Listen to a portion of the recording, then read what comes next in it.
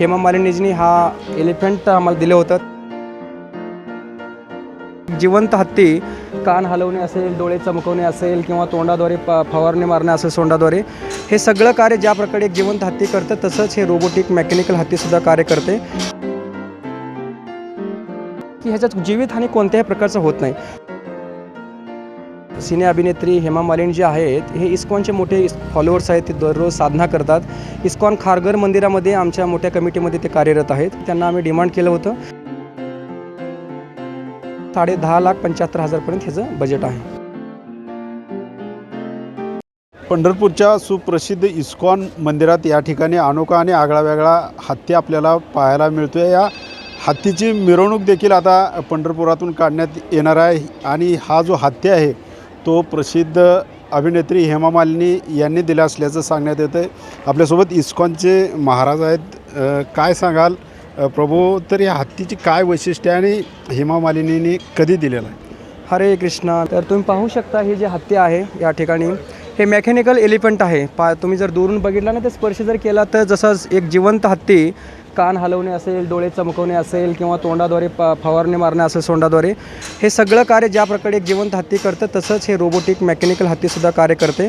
विशेष करून हे हत्ती देण्याचा मुख्य उद्देश आहे. आमचं मुंबईचं खारघर मंदिरमध्ये हेमा मालिनीजींनी हा एलिफंट आम्हाला दिलं होतं. त्यावेळी आम्ही डिमांड केलं होतं की असंही वारकरी भाविक भक्त पूर्ण वर्षभरामध्ये पंढरपूरला आषाढी असेल, कार्तिकी असेल, माघी असेल, चैत्र वारी असेल, या वारीसाठी वेगवेगळ्या प्रांतातून अनेक वारकरी भाविक भक्त या ठिकाणी येत असतात आणि त्या वारकरी भाविक भक्तांना एक आध्यात्मिक आकर्षण केंद्रबिंदू ठरवण्यासाठी हे एक गजराज आम्ही या ठिकाणी आणण्यात आलेला आहे.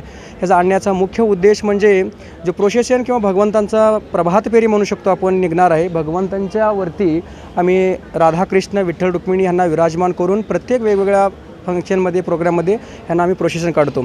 विशेष करून येणाऱ्या 23 तारखेला म्हणजे 2 दिवसानंतरनं ज्या प्रकारे उडीसा भुवनेश्वर याच्यामध्ये जगन्नाथ बलदेव सुभद्राचं खूप मोठ्या प्रमाणामध्ये आणि अधिक संख्यामध्ये ही रथयात्रा निघते, सेम तशीच रथयात्रा आपण यावर्षी पंढरपूरमध्ये करत आहोत.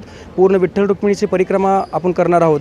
त्यामध्ये सर्वात महत्त्वाचं आकर्षण असणार आहे गजराजच्या वरती जगन्नाथ भगवान विराजमान होणार आहे आणि त्याचबरोबर ती पूर्ण परिक्रमा करणार आहे. आणि सर्वात महत्त्वाचा विषय म्हणजे एवढ्या गर्दीच्या ठिकाणी एक जिवंत हत्तीला सांभाळणं ही थोडंसं अवघड आहे.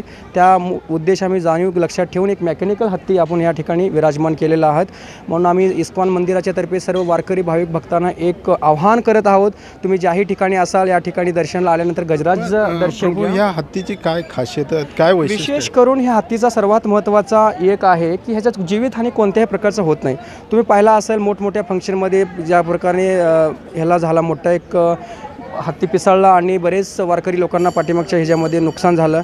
यामध्ये उडीसामध्ये पण झाला, त्याच्यानंतर आमच्या इस्कॉन मंदिरामध्ये पण झाला होता. या गोष्टीचा विचार विनिमय करून आम्ही एक मेकॅनिकल एलिफंट आणण्याचा प्रयत्न केलेला आहे या ठिकाणी. हा उभे ओरिजिनल हत्तीसारखा दिसतो, तर सोंड देखील हलवतो, त्याच्या जे मान असेल डोळे हलताना दिसतात, तर हे कसं बनवलं आणि काय मशिनरी आहेत? विशेष करून भारतामध्ये जो साऊथचा द्रविड भागामध्ये विशेष केरळ जो प्रांत आहे त्या हत्तीचा जास्त भाग आहे, कारण तिथं जंगली प्रमाण जास्त असल्यामुळे हत्ती विशेष करून तिथं आहेत. त्यांना आयडिया आलेला आहे. विशेष तुम्ही पाहिलं असेल हत्तीचा कलर नॅचरल पद्धतीने देण्यात आलेला आहे. दोन्ही त्याला जे सोंड आहे, हत्तीचा जो हस्तदंत आहे, ते कान वगैरे आहे, हे सगळं नॅचरल पद्धतीचा त्यांनी डोक्यामध्ये विचार करून ह्या गोष्टी बनवल्या आहेत. जर तुम्ही ह्याला पूर्ण ओपन केला तर तुम्हाला लक्षात येईल की हत्ती एक सजीव हत्ती आणि ह्या हत्तीमध्ये कोणत्याही प्रकारचा भेदभाव नाही.